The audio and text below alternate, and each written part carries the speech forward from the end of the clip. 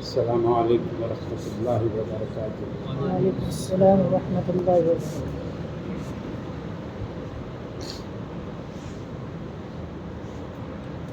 بسم اللہ الرحمن الرحیم۔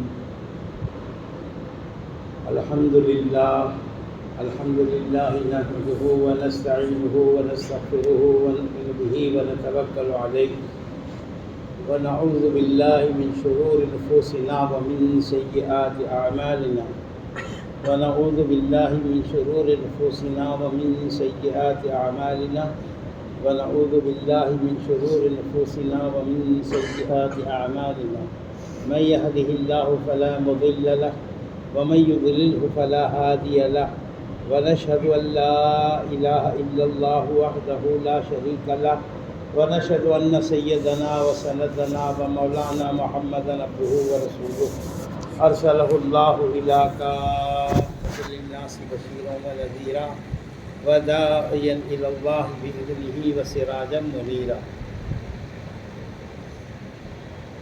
زندگی بننے کا ایک ہی راستہ ہے، وہ اللہ کا دین،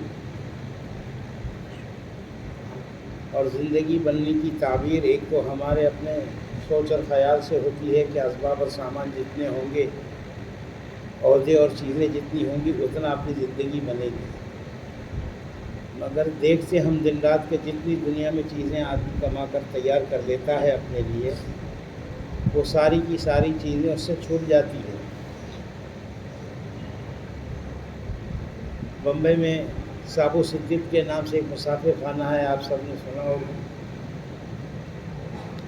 اور صابو صدیق کے نام سے اور کئی کالجز وغیرہ بھی، کچھ اور پراپرٹیاں بھی ہیں۔ بڑی خیرات کی تھی اس بندے نے، ایسی بڑی بڑی خیرات اس زمانے میں کرنے والا، اس زمانے کا کروڑ پتی بندہ تھا۔ محض 23 سال کی عمر میں انتقال ہوا تھا، اسی میں اس نے یہ سب کیا تھا۔ چھوڑ کر گیا، عمارت باقی ہے، اس نے اپنی آخرت کی جو کمائی کرنی تھی کر لی، لیکن دنیا کا جو بھی اسباب اس کے پاس تھے وہ تو دنیا ہی میں رہ گئے۔ تو دنیا کی چیزیں کوئی بندہ اپنے ساتھ نہیں لے جا سکتا۔ بہت قریب کرا ہوں اور کیسے نہیں، وہ چھیڑنے سے بگڑ جاتا ہے۔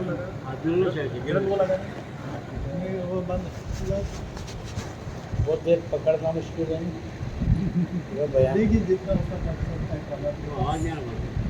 ہاں، مگر وہ مسئلہ ایسا ہے کہ اب اس کی پاور جتنی اتنا ہی پکڑنے کی کوشش کرتا ہوں اور کرتا ہوں۔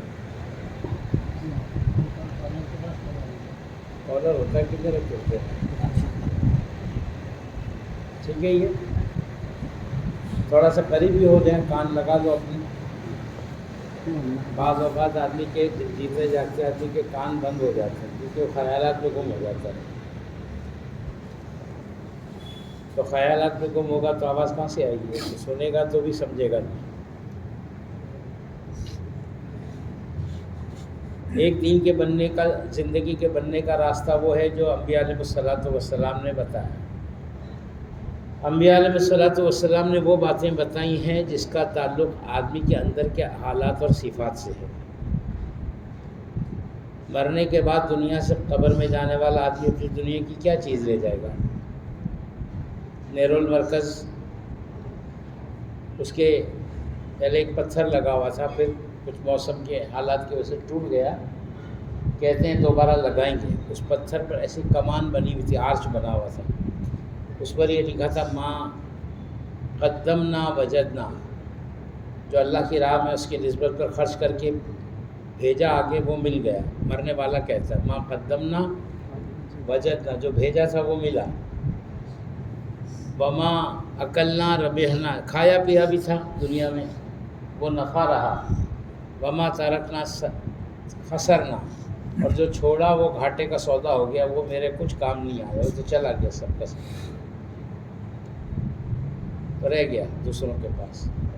بہت سارے لوگ اپنی زندگی کے آخری لمحے تک اپنی پونجی بڑھانے کے چکر میں ہوتے ہیں، حالانکہ وہ جانتے ہیں کہ جتنا جییں اتنا اور نہیں جی سکیں گے۔ ایک 30 برس کا آدمی ارمان کرے یا خیال کرے کہ میں 30 برس اور زندہ رہوں گا، تو یہ تو تعجب کی بات نہیں ہے لیکن 60 اور 70 سال کا آدمی سوچے کہ میں 60-70 سال اور رہوں گا تو ایک بڑی مضحکہ خیز بات ہے کہ کوئی آدمی 100 سال 80 سال بہت کم لوگ 80-90 سال پہنچتے ہیں، اور 100 سال تو بہت کوئی کراس کرتا ہے۔ جو 100 سال کراس کرتا ہے اس کا تذکرہ اخباروں میں کتابوں میں آ جاتا ہے کہ فلاں کے بندے کی عمر 100 سال سے زیادہ ہے۔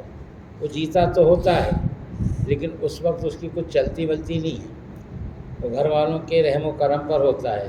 100 سال جی بھی گیا تو عمر کے آخری مرحلے میں 100 سال کے اوپر جینے والا آدمی اس کی کوئی اس کے دنیا کے کاروبار میں گھر والوں کے معاملات میں کچھ چلتی نہیں ہے۔ ہاں، مولانا عمر صاحب رحمۃ اللہ علیہ بتاتے تھے کہ زندگی کے ہر مرحلے میں ایک مرحلہ ایسا آتا ہے کہ گدھے اور کتے کی طرح آدمی بھاگ دوڑ کرتا رہتا ہے 40 سے 60 سال تک، اور 60 سال سے 80 سال تک بھونکتا رہتا ہے گھر والوں پر، بار بار پر غصہ گھر میں بیٹھے بیٹھے ہوتا ہے، اور 80 سال کا ہونے کے بعد الو کی زندگی خالی بیٹھے بیٹھے دیکھتا رہتا ہے کیا ہو رہا ہے کیا ہو رہا ہے کیا ہو رہا ہے۔ اب بولنے جیسا کچھ بچا نہیں کیونکہ سننے والا کوئی رہا نہیں۔ 40 سے 60 سال تک گدھے کی طرح محنت میں لگا ہے۔ برا مت ماننا، اپنی حقیقت سے آگاہی ہے اس کے اندر، اور 60 سے 80 سال میں بہو گھر میں ہر وقت چلاتے رہتے ہیں، ڈٹ یہ کرا وہ کرا وہ کرا، گھر والے بھی پریشان ہوتے ہیں، اور جی گیا تو پھر خالی دیکھنے کا بچتا ہے الو کی طرح، پھر اس کے بولنے کی کوئی حیثیت، وہ بولنے کی طاقت بھی نہیں رہتی، کوئی سننے والا بھی نہیں ہوتا۔ جی، ایک زمانہ میں ایسا آتا ہے قبر میں آدمی تنہا ہوگا، عمر کے ایک مرحلے کے بعد آدمی دنیا میں تنہا ہو جاتا ہے۔ سب سے بڑا حال آدمی کی زندگی کے آخری مرحلے میں جو آتا ہے نا، لونلی کہتے ہیں جس کو، تنہائی، اس کا کوئی ساتھی نہیں ہوتا، اس کے ساتھ بیٹھ کر بات کرنے والا کوئی نہیں ہوتا، جو بھی آتا ہے وہ اکراماً آتا ہے کہ بڈھا ہے گھر میں چلو بیٹھو، نہ سمجھتا ہے بات کو اور نہ ہی کوئی اس کی سنتا ہے۔ جی، ایک وقت آتا ہے ہر آدمی، جوانی سب کی ڈھلے گی، کوئی آدمی یہ نہ سوچے کہ صاحب میں جوان ہوں میرا کیا کون بگاڑ سکتا ہے، کیونکہ عمر گزرتی جاتی ہے، پکڑ میں نہیں ہے ہمارے وقت اور حالات۔ تو ابھی عقل مندی کا تقاضا کیا ہے کہ آدمی سب سے زیادہ ترجیح اس بات کو دے جو اس کی آخرت کے بننے کا ذریعہ ہو، کہ میری آخرت میں میرے کیا کام آئے گا۔ یہ دنیا کی زندگی کا گزارنے والا سب سے سمجھدار آدمی ہے جو اپنی آخرت کی تیاری کو دنیا کی زندگی کے اندر اس کو موقع سمجھے کہ یہ موقع ہے کہ اب اسی سے آخرت بنے گی۔ لوگ دنیا کی برائیاں بیان کرتے ہیں لیکن دنیا کی خیر یہ ہے کہ آخرت کی تیاری دنیا میں ہی ہوگی۔ جیسے 9 منٹ ویسٹ آف ٹائم ہے ماں کے پیٹ میں، کچھ کام نہیں، 9 مہینے پڑا رہے آدمی، یہ کوئی بات ہے کہ 9 مہینے پڑا رہے؟ ہاں، کوئی چیز نہیں، کوئی دل بہلانے کا سامان نہیں، کوئی مونس، کوئی غمخوار نہیں، کسی سے بات نہیں ہو سکتی، کچھ کھا پی نہیں سکتا، کہیں گھومنے پھرنے نہیں جا سکتا، 9 مہینے ایک جگہ قید ہے اندھیری جگہ میں، اور وہاں وقت پڑا ہے گزارا ہے، ویسٹ آف ٹائم 9 مہینے پڑا ہے۔ ضروری ہے وہ 9 مہینہ، کیونکہ اسی میں تیار ہوگا دنیا میں جینے کے لائق، رہنے کے لائق بنے گا، آنکھ بنے گی، ہاتھ بنیں گے، پیر بنیں گے، جسم بنے گا، اس تدریجاً دنیا میں آنے کے بعد وہ تندرست و توانا جوان ہوگا۔ تو یہ سب بننا تو ماں کے پیٹ میں ہو سکتا ہے، ماں کے پیٹ سے خدا نخواستہ جیسے کبھی کبھی ہوتا ہے کہ کوئی ایسے بچے کی ولادت ہو جائے جو نقص والا ہو، کوئی نقص ہو اس میں، دیکھ نہیں سکتا، بول نہیں سکتا، سن نہیں سکتا، کوئی اور نقص اس کے اندر ہے، ہاتھ کا، پیر کا۔ تو یہ بات عام طور پر کہی جاتی کہ ماں کے پیٹ سے رخص کے ساتھ پیدا ہونے والے کا علاج دنیا میں ابھی تک دریافت نہیں ہوا ہے۔ میڈیکل سائنس عروج کر کے کہاں سے کہاں پہنچ گئی ہے کہ آپ کی آنکھیں چلی گئی تو دوسرے کی آنکھ نکال کر آپ کو لگا دے گی، لیکن آپ اس حال میں دنیا سے آئے ہو کہ ماں کے پیٹ سے ہی ایسے ہو تو بہت اب آسان نہیں رکھو۔ میں سمجھتا ہوں کہ اب تک تو اس کا حل نہیں نکلا جو ماں کے پیٹ کا ناقص پیدا ہوا۔ تو ماں کے پیٹ کا زمانہ دنیا کے لیے بننے کا زمانہ ہوتا ہے، اور دنیا کا زمانہ آخرت کے بننے کا زمانہ ہوتا ہے۔ ماں کے پیٹ میں بندے کو اختیار جائے تو ٹکے گا نہیں، کتنی دیر پڑا لوں گا، ذرا باہر نکل کے ہوا کھانے کا موقع بھی دو۔ ہاں، تو وہاں چونکہ بندھا ہوا ہے، اللہ اپنی قدرت سے اس کو باندھ کے رکھ کے اس کو بنا رہے ہیں، اس کے بس کا کچھ نہیں۔ دنیا میں اللہ نے آزادی دی ہے کہ انا ہدیناہ السبیل اما شاکرا و اما کفورا، کہ دونوں راستے بتا دیے ہیں کہ ہم نے راستہ بتایا ہے، یہ راستہ ہے، یہ آتا ہے ہم تک اور اس میں کامیابی ہے۔ ان ھذا صراطی مستقیما فاتبعوہ ولا تتبعوا السبل، ہاں ادھر گلیوں میں گھس کے وقت ضائع نہ کرو، یہ سیدھا ہمارا راستہ پکڑو۔ انا ہدیناہ السبیل، ہم نے راستہ بتا دیا ہے، اما شاکرا و اما کفورا، اب ماننا بھی آپ کے اختیار میں ہے اور کوئی نہ مانے تو وہ بھی اس کا اختیار ہے، کہ نہ مانے تو نہ مانے، اس کی مرضی ہے۔ دنیا میں جو جی چاہے کر لے، لیکن ہر کرنے نہیں کرنے کا آخرت میں جواب دینا پڑے گا۔ تو سب سے زیادہ افسوس کس بات کا ہوگا آخرت میں؟ قال رب ارجعون، بندہ کہے گا اے اللہ دوبارہ دنیا میں بھیج، منمانی جو کرتا رہا نا، اب اس کو ٹھیک کرنا چاہتا ہوں۔ قال رب ارجعون، اے اللہ دوبارہ دنیا میں بھیج، لعلی اعمل صالحا، ہاں ولو تری اذ المجرمون ناکسوا رؤوسہم عند ربہم ربنا ابصرنا وسمعنا فارجعنا، I want to go back۔ ایک بار ابھی سمجھ آیا پکا پکا، تب تک تو ایسا لگتا تھا کہ پتہ نہیں کیا ہوگا کیا ہوگا، مذبذبین بین ذلک لا الہ الا ولا الہ الا، شک اور شبے میں تھا کہ کیا ہوتا ہے کیا نہیں ہوتا ہے۔ جی اس لیے پیدا ہونا بندے کے اختیار میں نہیں ہے، دنیا میں آنا، اور دنیا سے جانا بھی بندے کے اختیار میں نہیں ہے، ورنہ بندے کے اختیار میں ہو تو کوئی مرنے کو تیار ہی نہیں ہوتا عمر کے کسی مرحلے میں بھی۔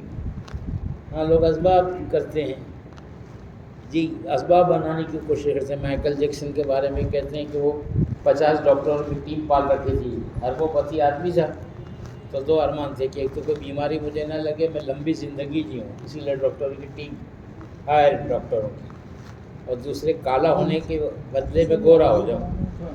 جس کو اللہ کالا پیدا کرے وہ کالا ہی اچھا ہے، کیونکہ بدصورت کسی کو اللہ نے بنایا ہی نہیں ہے۔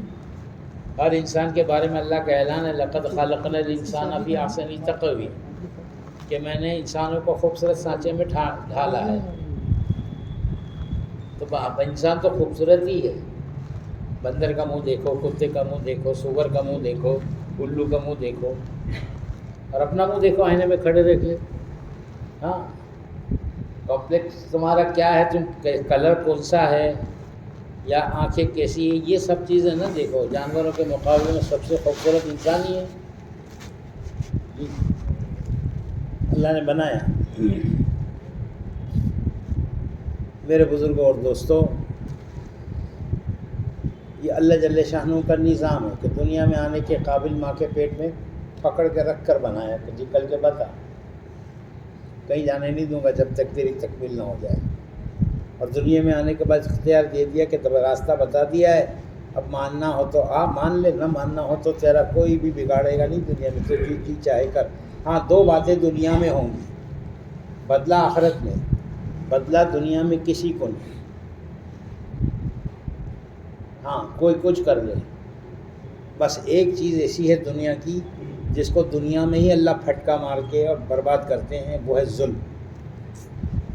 ظلم کے بدلے میں تاخیر نہیں لیتے، آخرت میں جو عذاب بھگتے گا دنیا میں اس کو بھگتنا پڑتا ہے۔ کہتے ہیں کافر کی حکومت ہو اور وہ ظالم نہ ہو نا، کافر کی حکومت اور وہ ظالم نہ ہو تو کافر کی حکومت بھی لکھتی رہتی ہے، اور مسلمان کی حکومت اور ظالم ہو تو اللہ اس کو بھی اٹھا کر پٹک دیتے ہیں۔ ہاں کیونکہ اللہ کے نبی نے دعا مانگی، اللہم شتت شملہم ومزق جمعہم ودمر دیارہم وخالف بین کلمتہم وزلزل اقدامہم۔ ہاں بربادی کی ایک ایک چیز مانگ لی اللہ کے نبی کہ اللہ ان لوگوں کی ہر ٹھکانوں کو بھی توڑ پھوڑ کے رکھ دے، ان کے مشوروں میں اختلاف پیدا کر دے، ان کے سازشوں کو فیل کر دے، ان کے منصوبوں کو ناکام کر دے، ان کی کھوپڑیوں کو پاگل کر دے، آپس میں ان میں اختلاف پیدا کر دے۔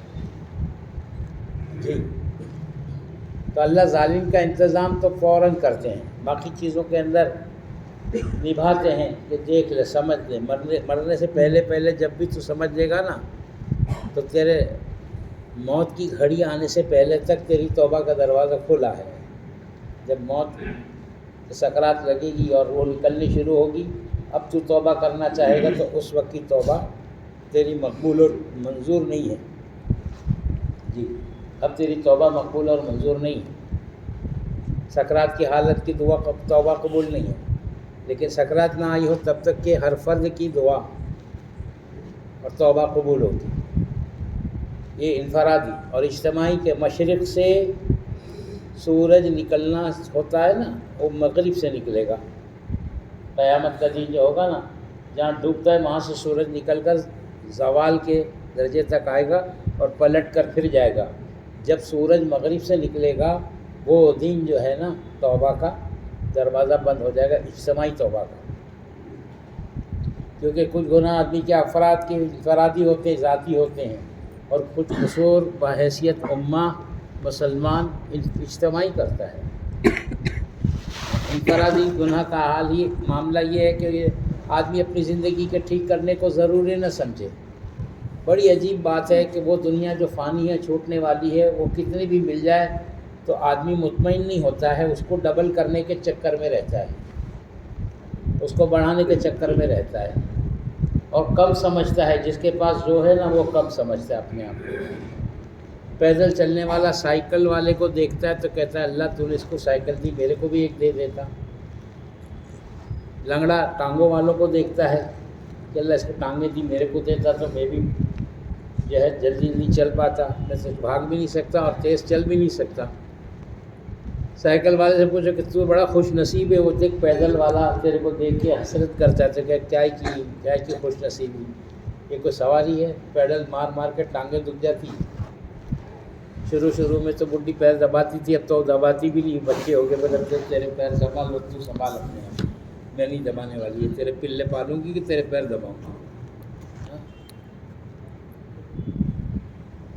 تو پھر بات کیا ہے؟ تو خوش نصیب نہیں. تو بولے وہ بائک والا جا رہا ہے نا، اس کو پیڈل بھی نہیں مارنا ہے، تھکنا بھی نہیں ہے، اس نے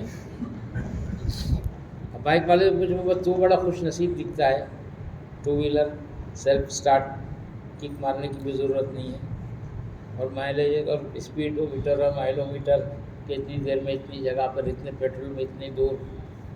ہاں، تو کہ تمہارا دماغ خراب ہو گیا. میں کہاں سے خوش نصیب ہو گیا؟ دن بھر اپنا کاروبار بائک پہ کر کے دھول مٹی میں میرا حال یہ ہوتا ہے کہ جب گھر پہ جا کے دروازہ کی دستک دیتا ہوں اور بیگم دروازہ کھولتی تھی، بولتی بھائی صاحب کون آپ؟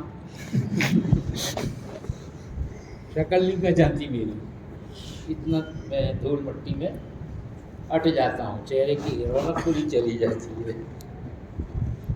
تو پھر کیا مطلب کہ وہ کار دیکھو نا، جونی کار ہے، پرانا ماڈل ہے، مگر کار تو ہے، آدمی اندر بیٹھا ہے آرام سے. اور کار والے کو اور اچھی کار کا مسئلہ، اور پھر اچھی کار مل جائے تو اسٹیٹس والی کار کی یہ کار رکھ لیں. ایک کو ملے گا یہ گاڑی کیسی، بولے لو پروفائل گاڑی ہے. ایک کار کے بارے میں بات نکلی تو اس سے پوچھا کسی نے کہ یہ کار کیسی ہے، کہ یہ کار تو لو پروفائل ہے. پروفائل کے مطابق کار ہونی چاہیے. ہاں، اچھی بات ہے، کوئی آدمی اچھی کار سواری کی حیثیت رکھتا ہو تو منشاء نبوی یہ ہے، منشاء خداوندی یہ ہے کہ وہ اچھی سواری استعمال کرے. جی، کوئی آدمی اچھا خوش لباس ہو سکتا ہے، اچھے کپڑے پہن سکتا ہے تو منشاء خداوندی ہے. حدیثوں میں مولانا ابراہیم صاحب نے فرمایا آتا ہے کہ اس کے لباس ایسے ہوں کہ جس سے پتہ چلے کہ اللہ نے اس کو نعمتوں سے نوازا ہے. منشاء خداوندی ہے کہ اللہ نے نعمتیں دی ہوں تو وہ آدمی اپنے کھانے بھی ایسے رکھے، کنجوس نہ بنے کہ صاحب بچاؤ حضور خرچی. واٹس ایپ پر آیا تھا، بولے مارواڑی مالدار کیسے ہوتے، اس کے 6 فارمولے، اس میں بھوکا مرنے کے فارمولے تھے. میں سنا، میں کہیں کہ کیسے مالدار ہوتا سنا. دنیا ایسی بدلی ہے کہ سب باتیں معلوم پڑتی ہے نا. تو 6 باتیں تھی بھوکا مرنے کی، کپڑے بھی معمولی اور کھانا بھی. تو اللہ پاک کہتے کہ نہیں، اگر اچھا دیا ہوں تو اچھا کھاؤ. ہاں، ہمارے مولانا 2 کنجوس کا قصہ سناتے تھے، حضرت مولانا یونس صاحب رحمۃ اللہ علیہ. 2 کنجوس گفتگو کرتے ہیں آپس میں کہ تیرے خرچہ پانی کتنا ہوتا ہے، کہ تیرا کتنا ہوتا ہے. جی، تو ایک کنجوس کہتا ہے کہ میں واٹی میں گھی لے لیتا ہوں اور روٹی بیگم بنا کر دیتی ہے، میں ایسے دکھاتا ہوں اس کو اور کھاتا ہوں، دکھاتا ہوں اور کھاتا ہوں۔ تو دوسرا کنجوس بولتا ہے کہ تو بڑا فضول خرچ ہے، گھی دکھا دکھا کے کھاتا ہے۔ بولے تو کیا کرتا ہے؟ بولے میں روٹی بنا کے دیتی ہے بیگم تو میں لیتا ہوں، آزو بازو میں پڑوس میں جاتا ہوں، کہیں سے سالن پکنے کی خوشبو آتی ہے نا پڑوس سے، تو اس کے دیوار کے سائڈ بیٹھتا ہوں، اس کے سالن کی خوشبو سنتا ہوں، روٹی کھاتا ہوں، خوشبو سنتا ہوں، روٹی کھاتا ہوں۔ تو وہ آدمی بولنے لگے کوئی بات ہے پڑوسی نے سالن نہیں بنایا ہے تو؟ بولے میری روٹی بچ جاتی ہے لے کے گھر پہ واپس۔ اللہ پاک کو پسند نہیں ہے۔ حالات آئیں تو صبر کی پسند فرمائیں کہ نہیں ہے کچھ اس وقت تو بے صبرانہ بن۔ ہاں کہ اللہ نے بھوکا رہنے کی طاقت بھی دی ہے۔ ہمارے ایک مولانا جنید صاحب ہے، وہ بتاتے تھے ایک کھجور آدمی کھا لینا، ایک کھجور تو 3 دن میں مرا تو بھوک سے موت نہیں آئے گی، اور کوئی وجہ ہو سکتی ہے موت کی، لیکن یوں نہیں کہیں گے کہ 3 دن سے کھانا نہیں ملا تو مر گیا بھوک سے، کہ ایک کھجور 3 دن کی خوراک دیتی ہے تو مرتا نہیں آپ۔ تو ہوکا پنا بھی نہیں کرے گا آدمی کہ میرے کو ملا نہیں ماتم کرتا پھرے۔ اور آدمی اپنے کھانے پینوں میں اتنا بے اعتدال ہو جاوے، جیسے جماعت ہم کہتے ہیں کہ بھائی کھانا کیسا پکانا، کہ بھائی اعتدال برتو، اتنا سستا اور معمولی اور اتنا پتلا کہ ساتھی پوچھے کہ امیر صاحب یہ دال کی دعا کیا ہے؟ بسم اللہ مجریہا و مرساہا، پانی پر پار ہونے کی دعا ہوتی ہے کہ بولے اتنی پتلی ہے کہ ڈوب جانے کا ڈر لگتا ہے دال میں۔ بولے کیا دال گوشت بنایا تمہاری جماعت میں؟ کوئی آدمی بولتا ہے گوشت کا تو پتہ ہی نہیں ہے۔ بولے خدا کا شکر ہے گوشت کا پتہ نہیں، ہماری جماعت میں جو دال پکتی ہے تو اس میں دال کا ہی پتہ نہیں ہوتا۔ اتنی لمبا پانی، سمجھ رہے بات؟ اعتدال سے جماعتوں میں سکھاتے ہیں، جماعتوں میں پھرنا زندگی گزارنے کا سلیقہ سیکھنے کے لیے تھا۔ عمومی محنت کا رواج ہی ختم ہو گیا، چھوٹے چھوٹے کام ہوتے تھے مگر اتنے نتیجہ خیز ہوتے تھے، صرف ہفتے میں 2 گشت کرنے ہوتے تھے، اب 2.5 گھنٹہ روزانہ دینے کی بات ہے، وہ بھی کوئی بہت بڑا عمل نہیں ہے، لیکن اس زمانے ہفتے میں 2 گشت ہوتے تھے، لیکن وہ گشت کا دن گشت کرنے والوں کے لیے اس قدر اہتمام کا ہوتا تھا کہ پورا عملہ اپنے گشت والے دن جمع ہوتا تھا۔ مجھے ممرہ کا اول دور یاد ہے کہ 10 جماعتیں ملاقات گشتوں کی، عمومی گشتوں کی 10 جماعتیں۔ ہم نے حضرت جی سے پوچھا تھا، حضرت ہمارے 10 آدمی کی جماعت کا تو سوال نہیں ہے، بلڈنگوں میں چڑھنا پڑتا ہے 3 مالا 4 مالا، تو ہم 4 یا 5 آدمی کی جماعت بنا سکتے ہیں۔ حضرت فرمایا بھائی ایسی بات ہے تو 4 آدمی 5 آدمی کی جماعت بنا لو، اپنا کوئی بھی طریق مکتوب اور مفروضہ نہیں ہے کہ اتنا اور ایسا ہی کرنا پڑے گا کام کے طریق میں۔ ہاں بس کام کے طریق میں ایک بات ضروری ہے کہ طریقہ کار میں کام لے کر چلنے والوں کا پورا عملہ متفق ہو، اتفاق رائے سے کام کی شکل بنے تو اللہ برکت ڈالیں گے۔ ہاں تو پرانی جو نہج تھا، پرانی جو ترتیب تھی، اس کی بڑی برکتیں تھیں، تو اتنا مجمع ہوتا تھا کہ بلا مبالغہ 10 گشت کی جماعتیں، 10 بلا مبالغہ ہم اپنے ساتھیوں سے بناتے تھے۔ جماعت کا انتظار نہیں کہ جماعت آئی تو ہم کو آدمی ملیں گے تو متکلم بھی اور بھی وہ دے دیں گے، رہبر ہم دے دیں گے، تو ہمارے 2 آدمی بھی کافی ہے۔ اہتمام تھا، عمل ایک تھا، لیکن اہتمام تھا۔ کام بہت ہیں لیکن اہتمام طبیعتوں میں نہیں ہے، اور اہتمام اصل ہے، انتظام نہیں ہے اپنے پاس۔ اب ڈائریاں بہت بن گئی تبلیغ میں، ڈائریاں بہت بن گئے، ریکارڈ رکھے جانے لگے، ریکارڈ بھی بہت بن گئے، لیکن اہتمام نہیں ہے۔ ہاں انتظام تگڑا ہے، تب دین میں اہتمام ہے، اصل انتظام نہیں ہے۔ اہتمام اتنا ہے کہ جو مسلمان نماز نہ پڑھے اس کے بھی دل میں یہ بات ہے کہ پڑھنی چاہیے مجھے، نہیں پڑھتا ہے لیکن وہ آپ سے کبھی یہ نہیں کہے گا یہ کون سی بات کہتے ہو، نماز پڑھنا کوئی ضروری تھوڑی۔ کوئی مسلمان ایسا بولتا ہے گشت میں جاتے ہیں تو ارے بولو نا، نہیں بولتا ہے۔ بے دین سے بے دین وہ کہتا ہے دعا کرو، انشاءاللہ جمعہ سے شروع کروں گا۔ تو ہم انتظار کریں گے تیرا قیامت تک، خدا کرے کہ قیامت ہو اور تو مسجد میں آئے۔ اب تیرا انتظار کریں گے جمعہ تک، خدا کرے کہ روز جمعہ اور تو مسجد میں آئیں. تو کہتے جمعہ سے شروع کروں گا، کل سے آتا ہوں انشاءاللہ. نہیں کہتا ہے، کہتے ہیں ہاں ہے تو بہت اہم بات. یہ ہے اہتمام. اور انتظام یہ ہے کہ امام صاحب کو کام دیا جاوے کہ آپ رجسٹر رکھو، نماز میں حاضری لو. جیسے بچوں کی حاضری مکتب میں لی جاتی ہے نا، پہلے شروع میں لیتے تھے تو بہت سے مکتب کے رجسٹر خالی رہتے ہیں. آج کل مکتب والوں نے بھی ایک نظام کر لیا کہ آخری میں حاضری لیتے ہیں تاکہ زیادہ سے زیادہ بچوں کی حاضری نوند ہو جاوے.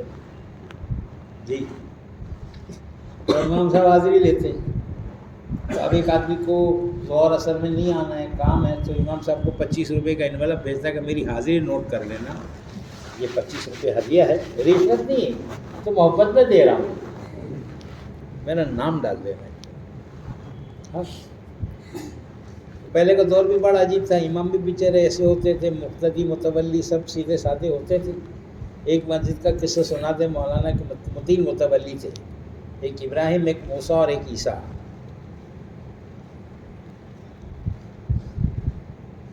تو فجر کی نماز میں امام صاحب کا معمول تھا کہ وہ سبح اسم ربک الاعلیٰ پڑھے، جس کے آخر میں صحف ابراہیم و موسیٰ.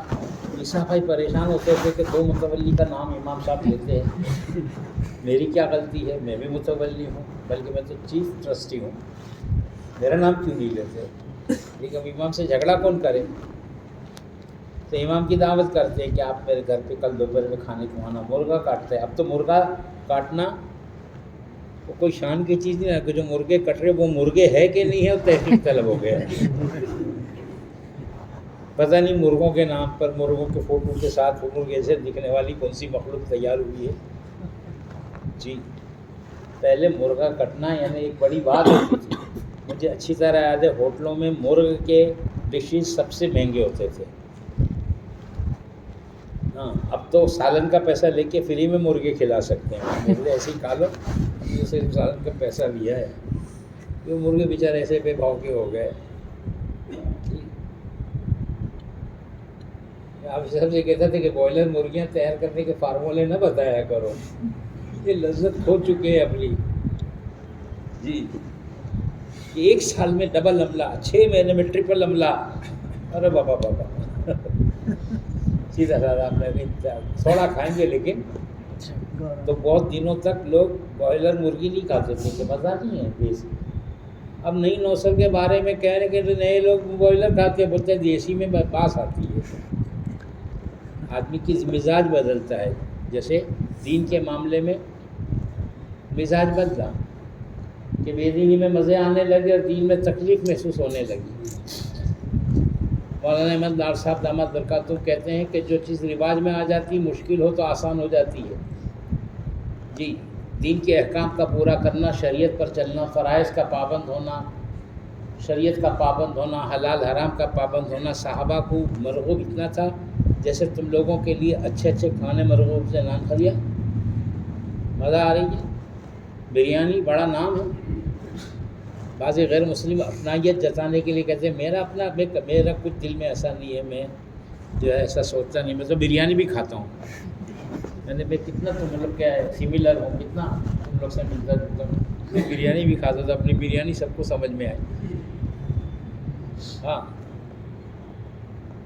تو اچھے اچھے کھانوں میں جیسے رغبت آج ہمیں آتی ہے، حضرت مولانا فرمانے لگے صحابہ کو شریعت کے احکام اور عبادت کے اعمال میں اور فرائض کی پابندی میں اور حرام سے بچنے میں مزے آتے تھے. جی آج کے زمانے میں بھی کوئی اس کا اہتمام کر لے کہ اپنے آپ کو بساط بھر حرام کھانے سے اپنے آپ کو بچا لے ہوئے نا، تو کبھی پیٹ میں چلا جائے گا نہ تو الٹی کے ذریعے باہر آ جائے گا. اس کو حرام پیٹ میں ٹھہرنے نہیں دیں گے اللہ، بیمار کر دیں گے، اس کو جلاب ہو جائیں گے. اس کو جو چیز پنپی ہے اس حرام کے راستے سے اس کو اللہ زائل کر دیں گے، کیونکہ میرے بندے کو جنت میں ڈالنا ہے. اور حرام کے لقمے سے پرورش پانے والا جسم کا گوشت روٹی خون جو ہے وہ دوزخ میں جا کر ہی دم لے گا. حلال خوری بڑی چیزیں تھی. تو حلال خوری کا جب زمانہ تھا تو عبادتوں میں جی خوب لگا کرتے تھے. اب جی کیوں نہیں لگتے ہیں؟ یہ لقمے احتیاط کے نہیں رہے، لقمے احتیاط کے نہیں رہے۔ ہاں، ہنسی مذاق میں لوگ کہتے ہیں کہ ایک بھلے آدمی تھے تو گھر پہ گئے تو بولے کیا پکا ہے؟ بولے مرغی کا سالن۔ بولے مرغی تو میں لایا نہیں تھا، پھر مرغی کا سالن کیسے بنا؟ بولے بازو والی کی گھومتے آ گئی تھی تو پکڑ کے کاٹ لی اور پکا لی۔ او ہو، حرام کام کیا، حرام کیا تھا، حرام نہیں کھا سکتا میں۔ پھر بھوک تو لگ رہی تھی، پھر ہنڈی کی خوشبو بھی آئی، کہنے کا بوٹی اپنی نہیں ہے، شوربہ تو اپنا ہے نا، اس کے کھانے میں کیا حرج ہے، شوربہ لا۔ تو بیگم پتیلا ایسا الٹنے لگی تو 2-3 بوٹیاں گر گئی، تو اٹھانے لگی واپس۔ بولے کیوں اٹھا رہی ہے واپس؟ بولے وہ بوٹی آ گئی۔ ارے خود سے آئی نا، تو نے نیت کر کے ڈالی تھوڑی، تو آنے دے، خود سے آ گئی تو حرج دی ہے۔ تو بیگم نے کہا مرغی بھی خود سے آئی تھی، میں پکڑ کے تھوڑی لائی۔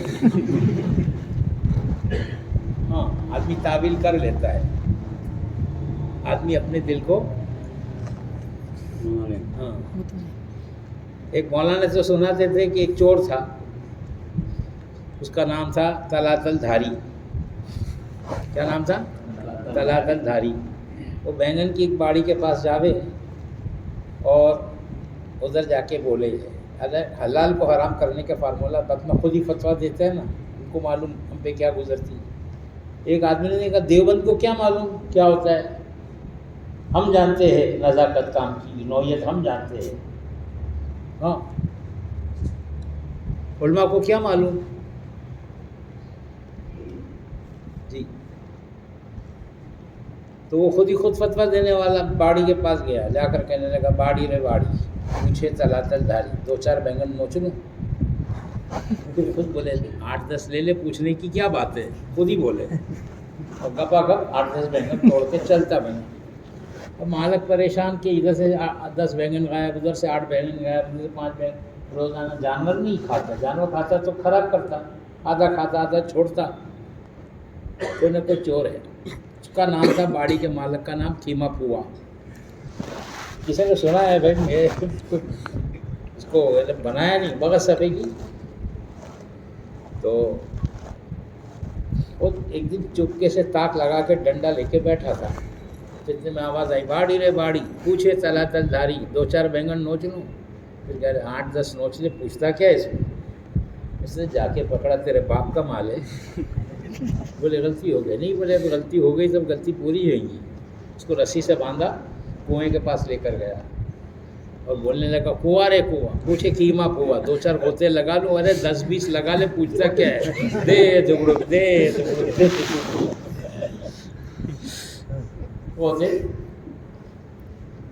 تو تم اپنے من مانی کرو گے تو پھر تمہارے ساتھ بھی وہی ہوگا، کما تدین تدان، یہ بات طے ہے۔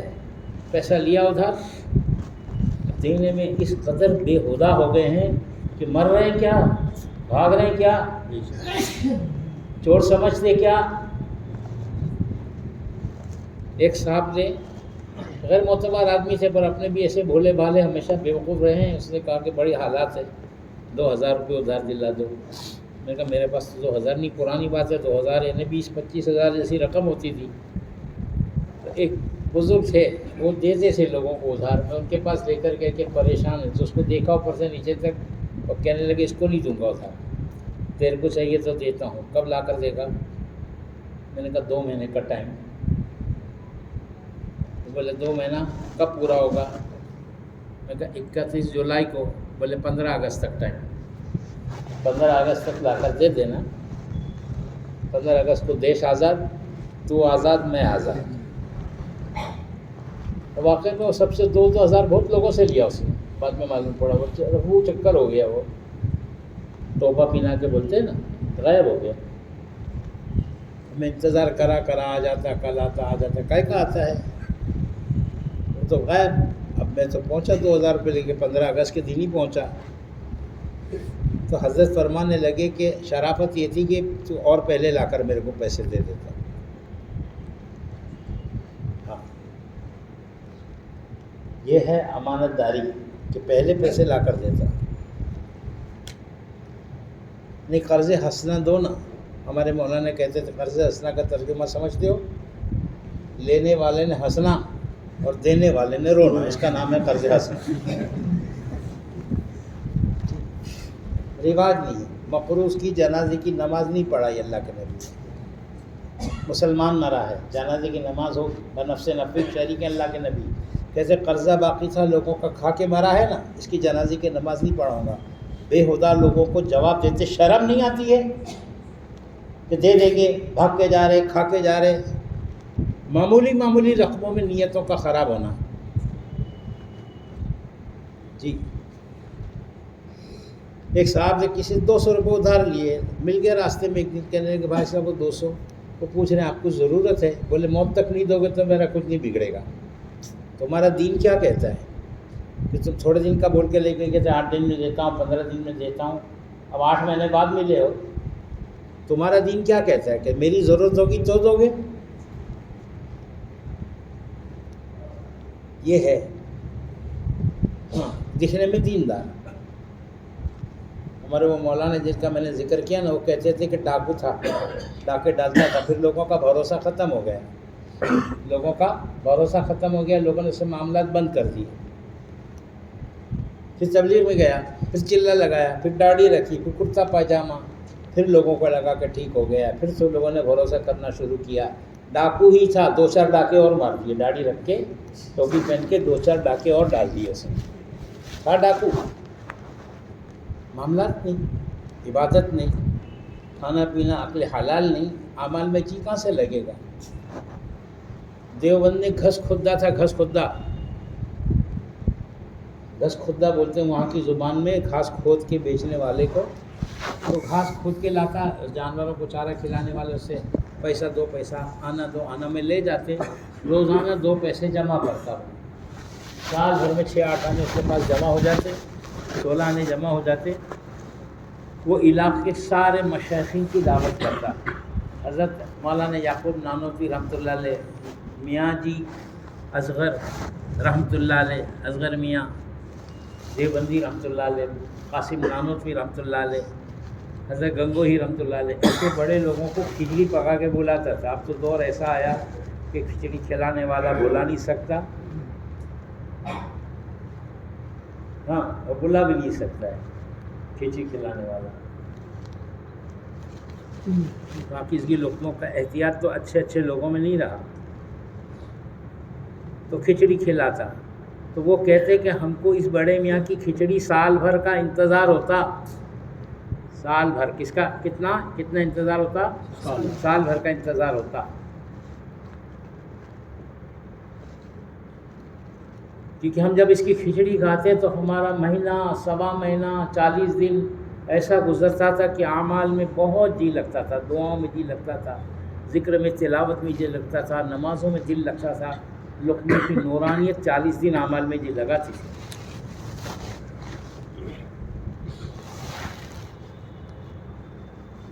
تو کوئی چیز کا مسئلہ کہ کیسے حل ہوگا کہ اس کی مشق کرنی ہے، پھرنا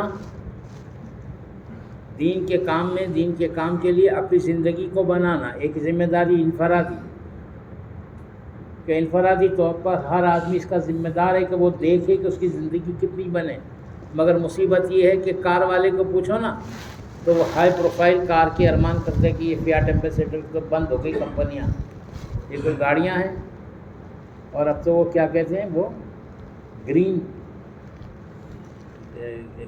گرین لائسنس یا گرین اس کا ڈاکٹر رجسٹریشن کی، ابھی گاڑی 15 سال پورے ہو گئی، اب ارمان ہے ہائی پروفائل گاڑی لینے کی، ہائی پروفائل گھڑی لینے کی، ہائی پروفائل۔ مجھے کسی نے بتایا تھا ایک زمانے میں کہ قلعہ ہے نا، کتنے کا معلوم ہے؟ یہ 1 لاکھ روپے کا ہے، پرانی بات۔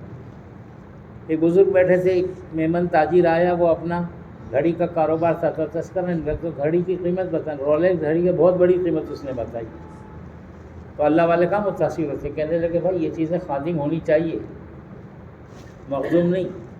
گھڑی ایسی ہو کہ تم کو اس کی فکر نہ ہو، تمہارا کام وہ کر دے، تم اس کے کام میں لگے رہو، میری گھڑی کہاں رکھو، جماعت میں گیا تو کہاں رکھو، بیگ میں رکھو، ادھر رکھو، گھر میں کہاں رکھو، بچہ اٹھانا، یعنی اتنی قیمت ہے کہ آدمی اس کی خدمت میں پریشان ہے۔ تو یہ چیزیں تو کار ہے، گھڑی ہے، ہاں موبائل ہے، یہ ہمارا خادم ہونے چاہیے نہ کہ مخدوم، کہ ہم اس کے احتیاط میں پریشان ہوں کہ اچھی بہت کار لے لی، اب کہاں سنبھال کے رکھوں.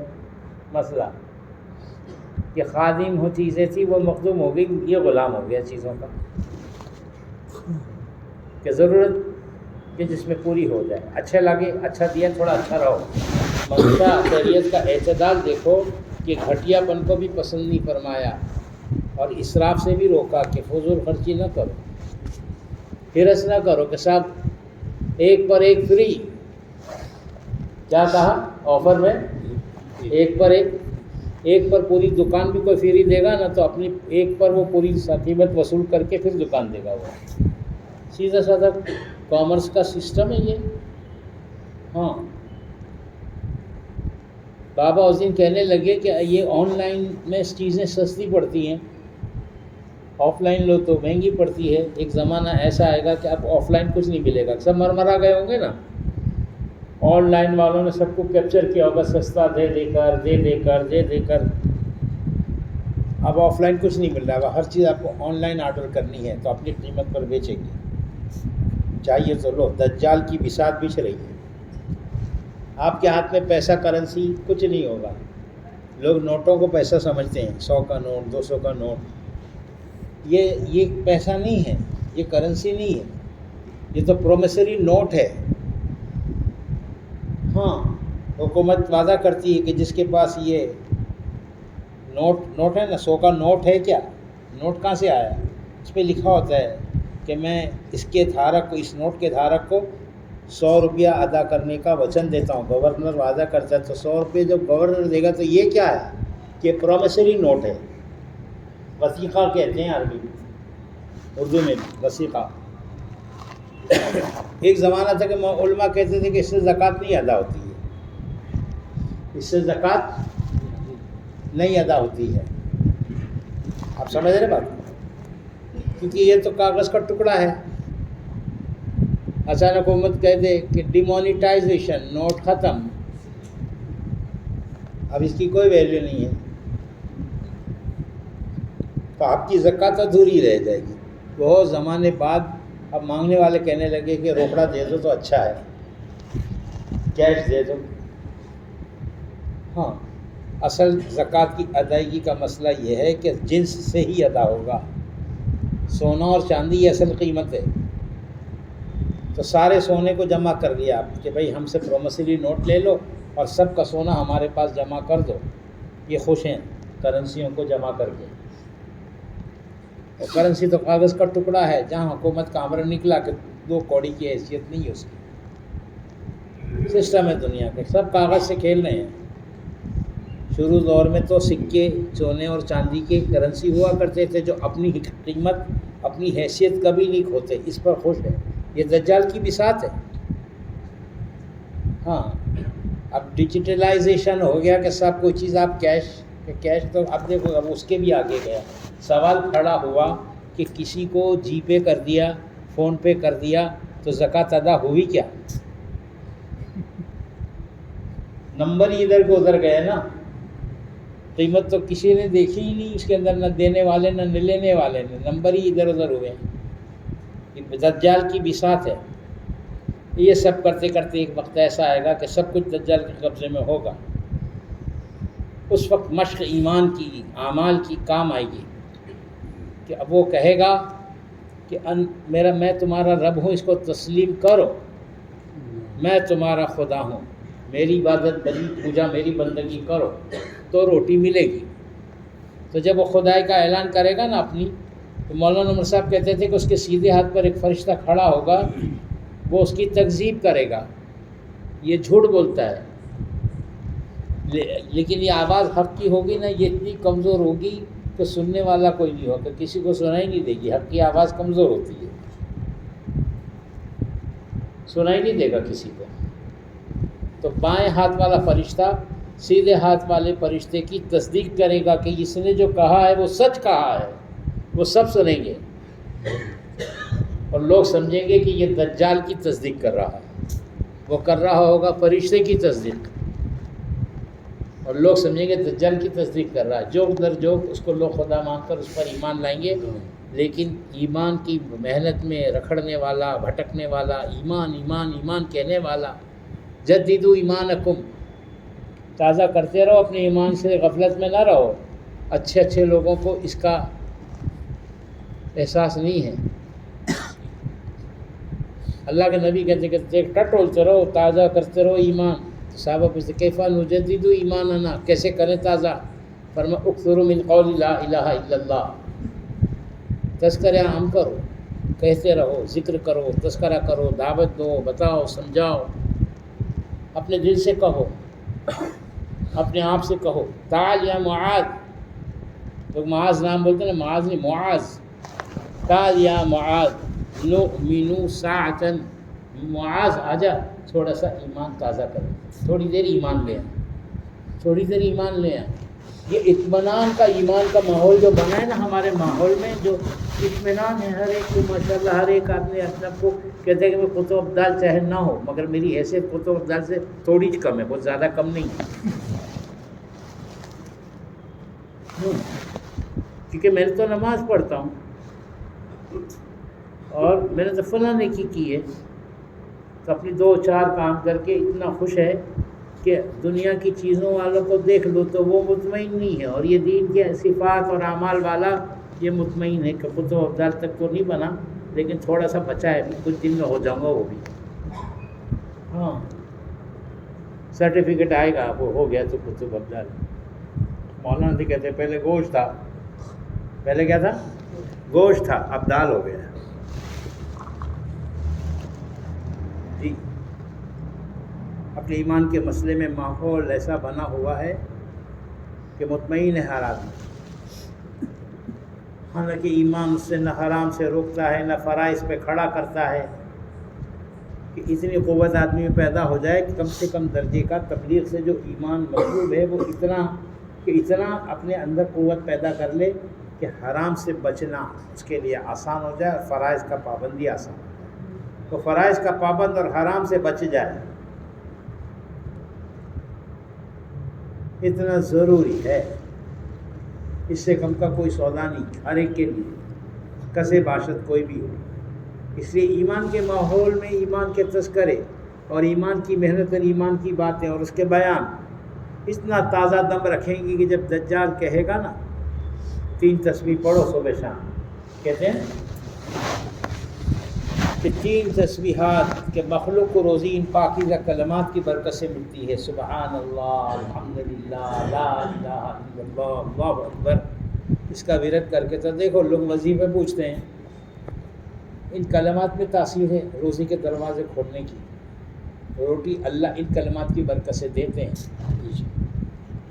کہنے کی عادت ڈالو کہ آج اگر روٹی ان کلمات کو کہہ کر لوگے نا تو دجال جب سارے کھانے پینے پر قبضہ کر لے گا نا تو اس وقت اہل ایمان کو بھوک لگے گی تو وہ سبحان اللہ الحمدللہ کہیں گے اور ان کا پیٹ بھرے گا، ان کی غذا بنے گی یہ چیزیں، کیونکہ مناسبت تھی۔ وہ پڑھتے تھے تسبیح، اللہ کا ذکر کرتے تھے، اللہ کے ذکر کی عادت نے ان کی خوراک کا انتظام کیا، ان کو کفر کرنے کی ضرورت نہیں پڑے گی، ان کا کام ہو رہا ہے۔ پھر عیسیٰ علیہ السلام آئیں گے جی، تو عیسیٰ علیہ السلام آئیں گے تو وہ پھر دجال کو بھی ماریں گے، مہدی علیہ السلام بھی آئیں گے اور اس کی نشانیاں بتائیں گے، تو کم سے کم اورنگ آباد کی جامع مسجد میں تو نہیں جائیں گے۔ ہاں مہدی علیہ السلام، ہر کوئی دعوے دار ہے، واضح صحیح حدیثوں کی نشانیوں کو جھٹلانا، دعوے داری نہیں آنی چاہیے کسی چیز میں بھی، دعوے داری ہی آدمی کا بیڑا غرق کرتی ہے، اچھوں کا بیڑا غرق کرتی ہے۔ مولانا ابراہیم صاحب کہتے ہیں دعوے نہ کرو، نہیں تو لوگ دلیل مانگیں گے، تواضع سے اپنی بات کو رکھو۔ مولانا الیاس صاحب رحمۃ اللہ علیہ کا ایک ملفوظ جو ہے وہ جو کہا کرتے تھے، میاں جی محراب سے براہ راست سنا ہے میں نے، پھر ان کا انداز میں آپ کو سناتا ہوں، ان کے انداز میں کہتے تھے نہ میں عالم ہوں نہ عامل ہوں، نہ میں عالم ہوں نہ عالم ہوں نہ عامل ہوں، گمنامی میں پڑا ہوا ایک شخص ہوں، نہ میں عالم ہوں نہ عامل ہوں، گمنامی میں پڑا ہوا ایک شخص ہوں، تبلیغ کی سعی کر رہا ہوں جانتا یہ بھی نہیں۔ میری نظر سے تواضع کا ایسا جملہ آج تک کسی کا نہیں گزرا ہے، اتنا آدمی ڈاؤن ٹو ارتھ ہو کے جس کی بات کو اللہ چلا دے، وہ اپنے بارے میں اتنا بے نفس ہو کر کہے کہ میں کچھ نہیں جانتا، مجھے تو کچھ نہیں آتا، کر رہا ہوں کچھ پتہ نہیں یہ بھی ٹھیک ہے کہ نہیں ٹھیک ہے۔ تو کبھی کبھی ایسا قبض طبیعت میں طاری ہوتا کہ یہ کام ٹھیک ہے کہ نہیں ٹھیک ہے، تو خنجر لے کے پہنچ گئے مفتی کفایت اللہ صاحب رحمۃ اللہ علیہ کے پاس۔ ہاں، مفتی کو سمجھتے کیا ہیں آپ؟ فتوی کی حیثیت کیا ہے؟ بہت بڑی حیثیت ہے فتوی کی، اللہ رسول کے فیصلے کا نام ہے۔ بے لاگ و لپیٹ جو دین ہے وہ بتانا علماء کی ذمہ داری ہے، دین وہ بتائیں گے، تم تبلیغ کے جانکار بتائیں گے، لیکن تبلیغ کا جو کام تم بولتے ہو وہ شرع کے مطابق ہے یا خلاف ہے وہ فتویٰ بتائے گا، وہ علماء بتائیں گے۔ دین کی تعبیر و تشریح وہ جو علماء کریں۔ آپ بات سمجھ رہے ہیں؟ مفتی کفایت اللہ صاحب کے پاس پہنچے کہ میری بات چل پڑی ہے، مجھے بڑا ڈر لگتا ہے کہ کوئی غلط بات نہ چلے، تو آپ اپنے علم کی روشنی میں غور کریں، اور آپ کو خدشہ ہو کہ تبلیغ سے نام سے جو امور میں چلا رہا ہوں، جو کام چلا رہا ہوں، اگر وہ کام صحیح نہیں ہے تو آپ اس خنجر سے مجھے ذبح کر دیں۔ میں لکھ کر دیتا ہوں کہ میری موت کا کوئی قصاص آپ کے ذمہ نہیں، نہ دنیا میں نہ آخرت میں۔ میں چاہتا ہوں کہ ایک مفتی کے ہاتھوں میرا قتل ہو جائے، میرے ذریعے سے غلط بات دنیا میں چلے نہیں، کیونکہ بات بہت چلے گی۔ مفتی شفیع صاحب سے کہنے لگے استدراج ہو رہا ہے مجھے، استدراج دھوکہ، آدمی سے کچھ ایسی چیزوں کا صدور ہونا جو عام طور پر نہیں ہوتا ہو، خرق عادات، خلاف عقل، کوئی بات کا صادر ہونا، کرامات کہتے ہیں جن کو، اس کا ایک لفظ استدراج ہے۔ کرامات اولیاء اللہ سے ہوتی، معجزات انبیاء سے ہوتے ہیں، فاسق فاجر کافر سے اگر ایسا کوئی چمتکار ظاہر ہو جائے تو اس کو استدراج کہتے ہیں، کوئی دھوکہ ہوتا ہے اس کا جی، کہ مجھے استدراج ہو رہا ہے، سنستدرجہم من حیث لا یعلمون۔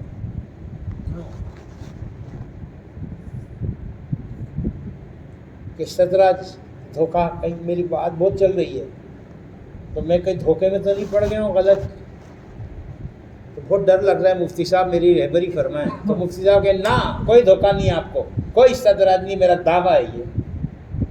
کتنا بڑا دعویٰ آپ کیسے کر سکتے ہیں؟ میرے اندر کے حال کی بات کہہ رہا ہوں۔ کہا اس لیے کر سکتا ہوں کہ جس کو استدراج ہوتا ہے وہ ڈرتا نہیں ہے، لاکھ جوتے مارو پوری دنیا مل کر، وہ اپنے موقف پر اٹا رہتا ہے، ڈٹا رہتا ہے، اڑا رہتا ہے۔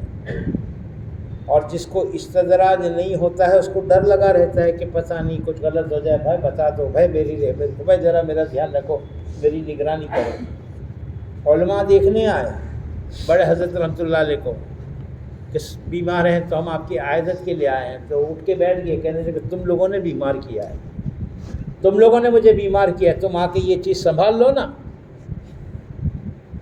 تم لوگوں نے آ کر یہ چیز سنبھال لو تو میں پھر سکون سے مر سکوں گا، نہیں تو اچھا ہو جاؤں گا۔ میری بیماری کا سبب تم لوگوں کی توجہ نہیں دینا ہے، آؤ اور سنبھالو، یہ امانت تمہاری ہے۔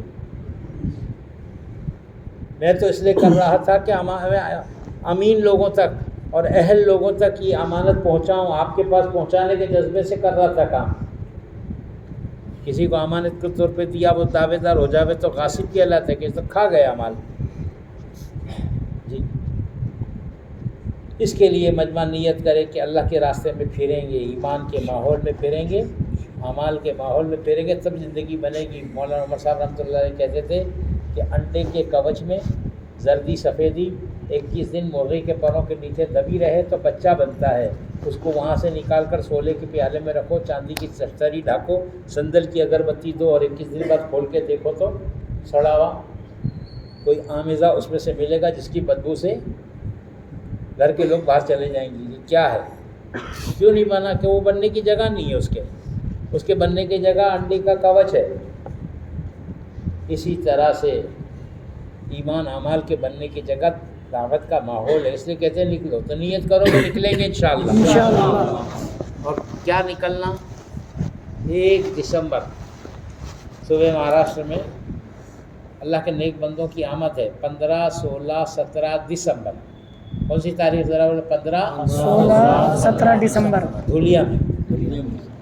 یہ مشائخین آ رہے ہیں جن کی زندگی اللہ کا کام کرتے کرتے گئی. فراغت سے لے کر 90 سال کی عمر ہو رہی ہے حضرت کی. 90 سال کی عمر ہو رہی ہے فراغت کے بعد سے لے کر آج تک کے. کتنا سال تبلیغ میں گزرا اندازہ لگاؤ. کون سا دور دیکھا مولانا ابراہیم صاحب اور یہ اکابرین. یہ آئیں گے تو ان کی آمد کے موقع پر ہمیں اللہ کے راستے میں نکل کر دین کے کام کے لیے پھیلنا ہے. 15 دن اپنے ضلع میں لگائیں ہر جماعت, اور 3.5 مہینہ آ کر ادھر سے جو رخ ملا. رخ کے بارے میں تم لوگ ایک بات باندھو. سب اپنی رائے لے کر آتے ہیں. میری طبیعت بہت پریشان رہتی ہے کہ تم اپنی رائے لے کر آتے ہو کہ ہم کو یہاں جانا ہے, ہم کو یہاں جانا ہے. یہ انداز ٹھیک نہیں ہے. آپ صرف جماعت بتاؤ, اور جو رخ ملا ہے نا صوبے والے صوبے کے رخ دیں گے. ہاں کسی جماعت کے بارے میں آپ کی رائے ضلع میں چلانے کی ہو تو اس کا مشورہ آپ کرو. کوئی جماعت آپ کو لگے کہ اس کا ضلع میں چلنا مناسب ہے تو اس کا مشورہ آپ کرو. اور 10 آدمی سے کم کی جماعت نہ بناؤ. 10-12 آدمی جماعت میں ہوں. 4 آدمی 5 آدمی جنازہ کندھا بدلنے کی بھی نہیں ہے. اٹھا کے پھینک دیں گے ڈولا. لوگ کندھا دکھ گئے, قبرستان تک نہیں پہنچا سکتے اس جنازے کو. 10-12 آدمی کی جماعت بناؤ. یہاں سے نہ بنے وہاں سے ملا کر بناؤ, لیکن جماعت 10-12 آدمی کی ہو. اور رخ جو ہے وہ یا تو صوبے والوں کے ادھر صوبے میں چلانا ہے تو صوبے والوں سے لو, اور اگر بڑا خرچ ہے تو بڑوں نے جو صوبوں کے رخ دیے ادھر جاؤ. بیوقوف نہ سمجھو ہم کو. یہ جملہ بولنے اچھا نہیں لگتا ہے, لیکن آپ سمجھتے ہو کہ یہ سب گدھے ہیں ذمہ دار لوگ جو ہیں. ان کو نہیں سمجھتا ساتھی نوے ہوتے ہیں. ہاں یہاں کہہ رہے ہیں کہ نہیں خرچ نہیں ہے, 2000 خرچ ہے. بڑودہ کا رخ دیتے کیا؟ نہیں 2000 میں بڑودہ کیسے جائیں گے؟ نہیں بولے کر لیں گے ایڈجسٹ. یہ دھوکہ نہیں ہے؟ تم لوگوں سے کہہ رہا ہوں اورنگ آباد والوں سے. میرا بہت جی جلتا رہتا ہے کہ جماعتیں بہت سے اضلاع والے جو ہے وہ جماعتیں ہم سے رخ لیتے برابر اس کے تعاقب میں جماعتیں بھیج رہے ہیں بڑوں کے ملے ہوئے تقاضوں پر, یہ صوبے کے ملے ہوئے تقاضوں پر. آپ میں کون سے سرخاب کے پر لگے ہیں؟ ہر جماعت کا درد آپ کو ہے. بڈھے ہم ہو گئے تبلیغ میں, تجربے کار تم ہو گئے. وہ ذمہ دار کا چور ہوتا ہے. وہ سارے نئے لوگوں کو کچھ معلوم نہیں ہوتا ہے. اس کو تو بولو کہ یہی اولیاء مسجد میں چلا لگانا, سمجھیں گے تبلیغ یہی ہے.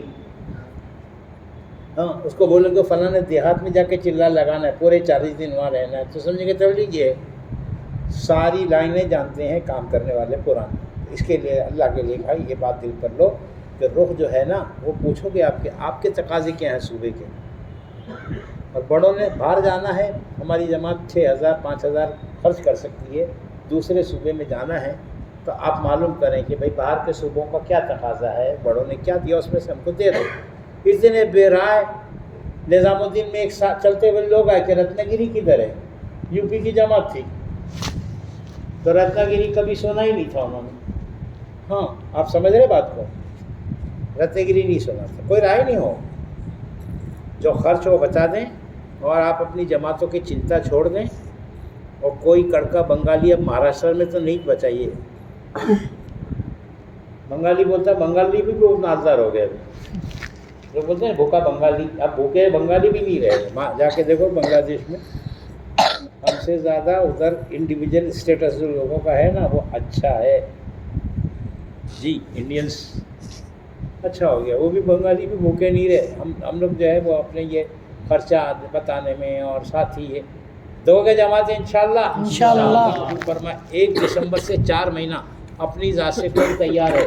ہمت مردہ مدد خدا. جلدی کھڑے ہو کر بتا, جو دے اس کا بھلا, جو نہ دے اس کا بھلا. اٹھ کے جانے والے کو کیا دعا دینا کچھ سمجھ میں نہیں آتا, تو اٹھ کے نہ جائیں, تشکیل پوری ہونے دیں. ٹھیک ہے انشاءاللہ.